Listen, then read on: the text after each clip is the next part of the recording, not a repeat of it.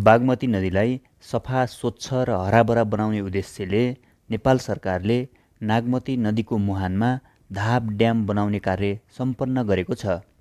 दाहाब dam निर्माण सम्पन्न भइसकेपछि निर्धारित उद्देश्यहरू पुरा भए कि भएनन्। उक्त ड्याम सम्पन्न भए पनि पशुपतिनाथ मन्दिर आसपासमा अझै किन दुर्गन्धित छ? हिउँदको समयमा बागमती नदीमा पर्याप्त पानी किन हुँदैन? ड्याम निर्माण भए पनि समस्याहरू किन समाधान भएनन्? साथीहरू नमस्कार। आज यस विषयमा माथि उल्लेख गरेका सम्पूर्ण समस्याको उत्तर प्रस्तुत गर्ने प्रयास गर्नेछौँ। करोडौँ हिन्दू धर्मावलम्बीहरूको आस्थाको केन्द्र पशुपतिनाथ मन्दिर भएर बग्ने बागमती नदीको अवस्था प्रत्येक वर्ष बिग्रदो छ। राजधानीको प्रमुख नदी यति धेरै फोहोर भएको छ कि नदी आसपासमा जाने बित्तिकै जो कोहीले नाक थुनेर हिँड्नुपर्ने हुन्छ। हिउँदको महिनामा त राजधानीका नदीहरू बग्न पनि नसक्ने अवस्थामा पुग्दछन्। हो, यही समस्यालाई समाधान गर्नका लागि बागमती सुधार आयोजनाले नागमती नदीको उद्गम स्थल वा सिरानमा दाहाब भन्ने ठाउँमा दाहाब ड्याम निर्माण गर्ने निर्णय गरेको देखिन्छ। झन्डै 8,50,000 घनमिटर पानी सङ्कलन गर्ने क्षमताको उक्त ड्यामको डिजाइन तयार हुन्छ। वर्षातको पानी सङ्कलन गर्ने र हिउँदका महिनामा आवश्यकता अनुसार नदीमा पानी छोड्ने निर्णय अनुसार ड्याम निर्माणको कार्य अगाडि बढ्दछ। साथीहरू, दाहाब ड्यामले मात्र बागमती नदीमा पर्याप्त पानी प्रवाह गर्न नसकेको यसको लागि अर्को ठुलो ड्याम निर्माण गर्ने भन्ने नागमती ड्यामको कुरा पनि उठेको छ। यसका बारेमा म पछि केही भन्ने छु।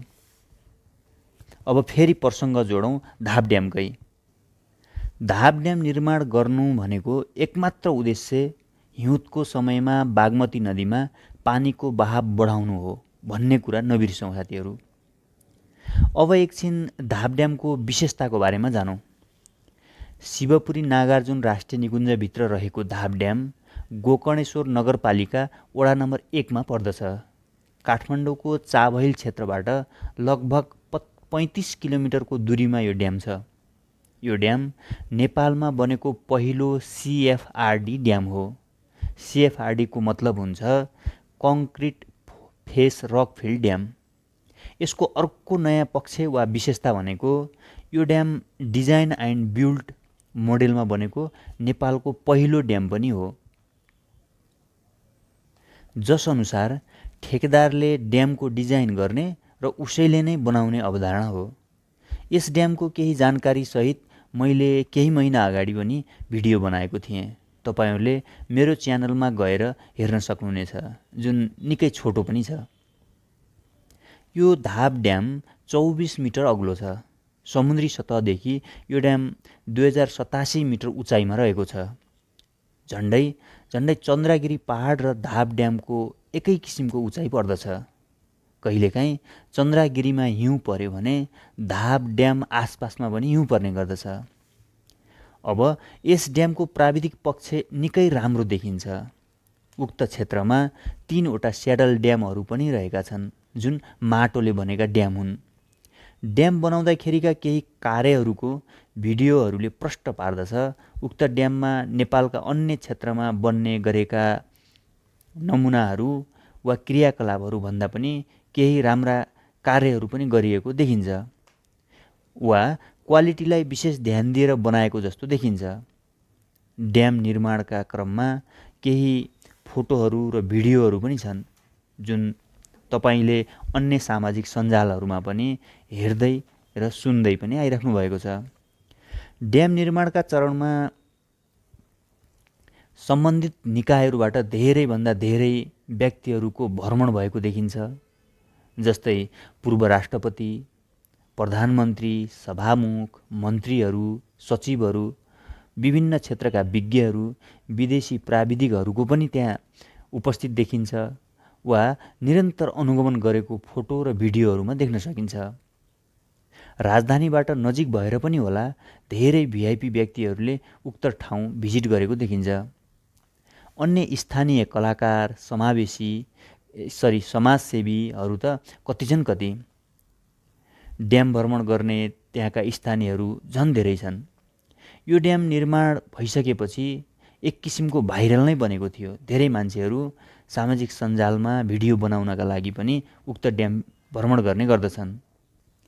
माथि मैले देखाएको डाटा र फोटा तथा भिडियोहरू तपाईँहरूले धाप ड्यामको वेबसाइटबाट पनि थाहा पाउन सक्नुहुन्छ, जुन त्यहाँ सबैका लागि राखिएको छ। अब कुरा गरौँ ड्याम निर्माण सम्पन्न भइसकेपछि उद्देश्य पुरा भयो कि भएन, यस ड्यामले के कस्ता प्रभाव वा फाइदा पुर्यायो भनेर है त। गत वर्ष 2080 सालमा धाप ड्यामको निर्माण सम्पन्न भएको देखिन्छ। ड्याम क्षेत्रमा सुरक्षा पोस्ट, कर्मचारीहरूको लागि बस्ने सुन्दर भवनहरू 2वटा भवन छन्। साथै घुम्न जाने पर्यटकका लागि भ्यू पोइन्टको पनि व्यवस्था गरेको देखिन्छ।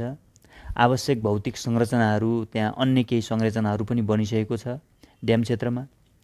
ड्यामको उद्देश्य अनुसार प्रति सेकेन्ड 40 लिटर पानी बागमती नदीमा छोड्न सक्ने क्षमता राख्दछ। तर निकै फोहोर भइसकेको बागमती नदीमा 40 लिटर पानी थपिँदा खासै फरक पर्दैन। उक्त ड्यामको पानीले नदीलाई सफा गर्न नसके पनि अहिले धाप ड्यामलाई आवश्यकता परेको दिनहरूमा वा विशेष चाडपर्वहरूमा मात्रै ड्यामको पानी छोड्ने गरिएको छ। जस्तै छठ पूजा, शिवरात्रि, तीज, कुशे औँसी लगायत विभिन्न 2 दर्जनभन्दा बढी चाडपर्वहरूमा धाप ड्यामको पानी बागमती नदीमा छोड्ने गरिएको पाइन्छ। धाप ड्यामको उद्देश्य बागमती नदीमा पानी बढाउनु मात्र रहे तापनि अहिले उपत्यकाका वासीको घरघरमा पिउने पानीको रूपमा पनि धापको पानी प्रयोग भएको पाइयो। गत वर्ष मात्र केयुकेएल काठमाडौँ उपत्यका खानेपानी लिमिटेडको आग्रहमा धाप ड्यामले झन्डै 32 करोड लिटर पानी सापटिदिएको थियो। वर्षातको समयमा प्रशस्त पानी भएको बेला केयुकेएललाई पानी दिएर सुक्खायाममा उक्त पानी सापटी मागी नदीमा मिसाइएको जानकारी बागमती सुधार आयोजना सिँचाइ युनिटले गरेको थियो। गत वर्ष मेलम्ची खानेपानी आयोजनामा आएको प्राविधिक समस्याका कारण केयुकेएलले पानी सापटी मागेको थियो। अब कुरा गरौँ धाप ड्यामले पर्यटनमा पारेको प्रभावका बारेमा। शिवपुरी नागार्जुन राष्ट्रिय निकुञ्जभित्र ड्याम सम्पन्न भइसकेपछि राष्ट्रिय निकुञ्जको राजस्वमा उल्लेख्य मात्रामा राजस्व वृद्धि भएको राष्ट्रिय निकुञ्ज बताउँछ।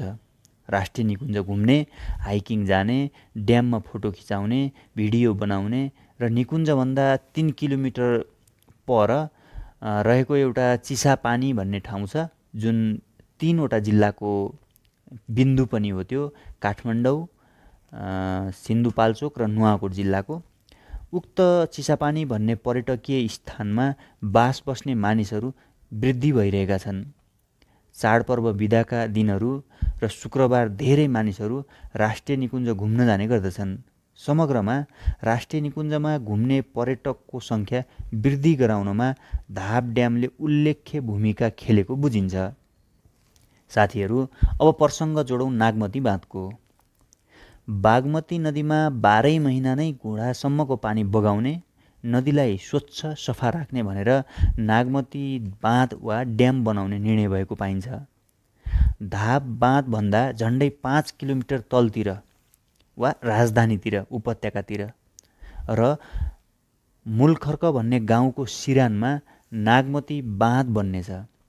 झन्डै 94 मिटर अग्लो बन्ने ड्याम वा बाँध धाप ड्यामभन्दा 10 गुणा ठुलो हुनेछ।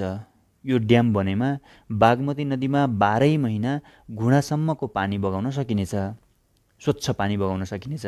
साथै यो आयोजनाबाट थोरै मात्रामा विद्युत पनि निकाल्ने गरी अगाडि बढाउने योजना ऊर्जा, जलस्रोत तथा सिँचाइ मन्त्रालयको रहेको पाइन्छ। यो नागमती ड्यामको डिजाइन अस्ट्रेलियाको इन्टुरा भन्ने कम्पनीले गरेको हो। तर अहिले नागमती ड्यामको EIA स्वीकृतिको प्रक्रियामा रहेको बुझिएको छ। केही जानकारहरूले राजधानीको सिरानमा वा शिरमा यति ठुलो ड्याम निर्माण गर्नु हुँदैन भनेर विरोध गरेको पत्रपत्रिका तथा सामाजिक सञ्जालमा पनि देख्न पाइन्छ। ड्याम बन्नु पर्छ र पर्दैन भन्ने विषय त निर्णायक पक्षको वा सम्बन्धित पक्षको होला। तर बागमती नदीलाई सफा राख्न र राजधानीको नदीनालाहरूलाई पानीको बहाव बढाउन भने केही न केही उपाय त अवश्य लगाउनु नै पर्दछ। धाप ड्याम र नागमती ड्यामको विषयको आजको भिडियो तपाईँलाई कस्तो लाग्यो? आफ्नो प्रतिक्रिया दिनुहोला। साथै आजको भिडियो मन परेमा हाम्रो च्यानललाई सब्स्क्राइब र लाइक पनि गरिदिनुहोला। तपाईको समर्थन र सहयोगले यस्तै खोजमूलक अरू भिडियो बनाउन सहयोग मिल्नेछ। धन्यवाद। नमस्कार।